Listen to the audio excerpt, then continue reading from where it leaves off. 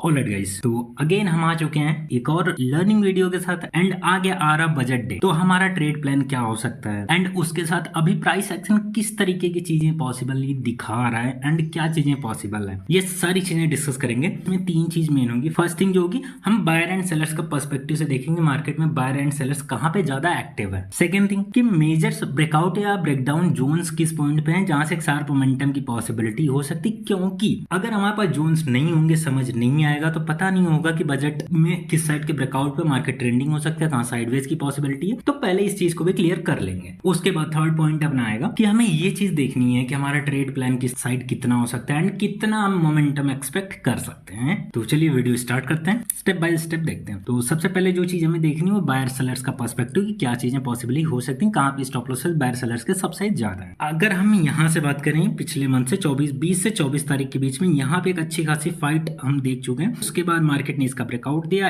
एक trending market हमें देखने मिली थी। उसके बाद इस पॉइंट पे सेलर्स एक्टिव हुए स्लोली, लेकिन नीचे लेके आए इस पॉइंट तक, देख सकते हो। अगेन उसी जोन के आसपास मार्केट आई, देन अगेन यहाँ पे बायर्स एक्टिव हुए, मार्केट को एक दिन में पूरा ऊपर लेके चले गए। पहली जो हमारी रेंज बनी थी वो इतनी बड़ी बनी, मार्केट ने काफी अच्छा खासा दिखाया कि इस पॉइंट पे सेलर्स एक्टिव है, इस पॉइंट पे बायर एक्टिव है। मतलब कि यहाँ सेलर्स के स्टॉप लॉसेस क्रिएट हो चुके होंगे एंड ये पूरा एरिया बायर्स का स्टॉप लॉस होगा इस टाइम पे। ठीक है, अब आगे की कहानी कुछ इस तरीके से दिखती कि यहाँ पे सेलर्स थोड़े ज्यादा एक्टिव हुए और वो मार्केट को नीचे ले आए, यहाँ पे रेंज बनाई, अच्छी खासी रेंज। मार्केट ने एक बार इसका ब्रेकडाउन दिया इस पॉइंट पे। ऑब्वियसली बायर्स का एरिया, तो एक बार तो बायर्स अपने एसएल डिफेंड करेंगे एंड उन्होंने डिफेंड किया, एक तरफा मोमेंटम दिया, इसी पॉइंट तक ले गए एंड सो ऑन एक रेंज बनती हुई सी हमें दिख रही है। अभी यहाँ पे जो पॉइंट मैं आपको बताना चाहता हूँ वो ये क्लियरली आप देखो तो ये जो रेंज बनी हुई है, यहाँ पे सेलर्स ने एक बार ब्रेकडाउन दिया बट वो हो गए ट्रैप। अगेन मार्केट इसी रेंज में आई, यहाँ पे बायर्स ले गए मार्केट को ऊपर,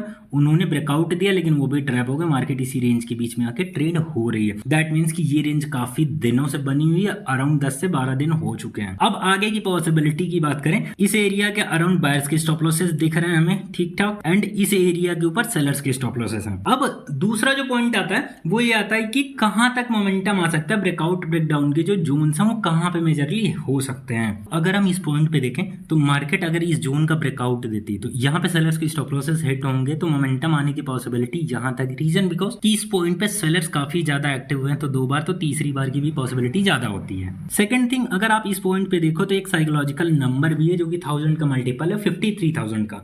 तो देयर इज स्ट्रॉन्ग पॉसिबिलिटी इस पॉइंट पे मार्केट काफी अच्छा रेजिस्टेंस फेस कर सकता है। तो अगर मार्केट इस रेंज के बीच में ओपन होती है इस पूरे वीक में और ऊपर जाके इसका ब्रेकआउट देती है, तो देयर इज स्ट्रॉन्ग पॉसिबिलिटी कि एक अच्छा 300-400 पॉइंट का हमें अपसाइड मोमेंटम देखने मिल सकता है। अगर हम डाउन साइड की बात करें तो सबसे पहले तो मार्केट को इस रेंज को ब्रेक करना होगा एंड थोड़ा होल्ड करके इस वाले एरिया को अगर ब्रेक करती जो कि 52,000 का जोन है, देयर इज पॉसिबिलिटी कि मार्केट अच्छा खासा मूव दे सकती है, जिसमें आइदर मार्केट यहां तक आ सकती है और इसी रेंज के आसपास से अगेन सपोर्ट की तरीके टप्पा खा के अपसाइड जा सकती है। तो हमारे पास दो जोन है डाउन साइड के लिए। अगर मार्केट निकलती इस रेंज के बाहर तो यहां तक आ सकती है या फिर यहां तक। तो दोनों साइड हमें एरिया क्लियर हो गया कि किस पॉइंट तक हमें एक शार्प मूव देखने मिल सकता है, क्योंकि यहां पे अगर ब्रेक होगा तो एक साइकोलॉजिकल नंबर ब्रेक हो रहा, उसके बाद इतना अच्छा सपोर्ट ब्रेक होगा तो शार्प मोमेंटम आने की पॉसिबिलिटी वैसे भी बढ़ जाती है। And second thing, news week पड़ेगा जिसमें बजट है, तो ऑब्वियस सी बात है अगर ब्रेकआउट या ब्रेकडाउन आता है तो शार्प मोमेंटम की पॉसिबिलिटी वैसे भी बढ़ जाती है मार्केट में।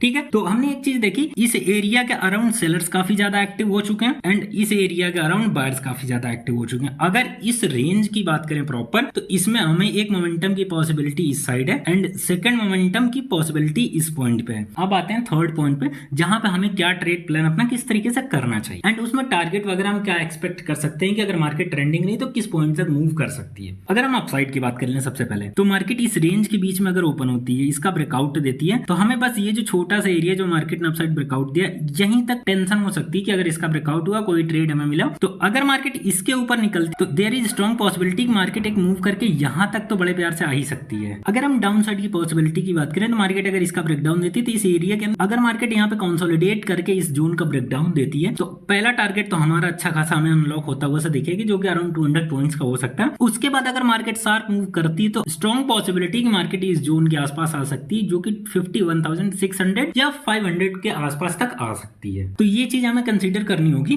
कि मार्केट जोन के अगर बाहर निकलती तो अपसाइड इधर हम निकाल सकते हैं, डाउन साइड यहां तक या तो निकल सकती है मार्केट, या तो इस पॉइंट तक बड़े प्यार से आ सकती है। तो जैसा भी वीक रहेगा अपन लोग टेलीग्राम पे भी सारी चीजें डिस्कस करेंगे ही। अब से अगर आपको इस तरीके की डीप एनालिसिस चाहिए कि प्रॉपर कहां पे बायर सेलर्स एक्टिव होते हैं, ट्रेड प्लान किस तरीके से हम कर सकते हैं, तो सब्सक्राइब का बटन तो दबा ही देना आप, एंड उसके बाद कमेंट में एनालिसिस टाइप कर देना। डेली बेसिस पे आप लोगों को इस तरीके की एनालिसिस प्रोवाइड करता रहूंगा। Thank you for watching.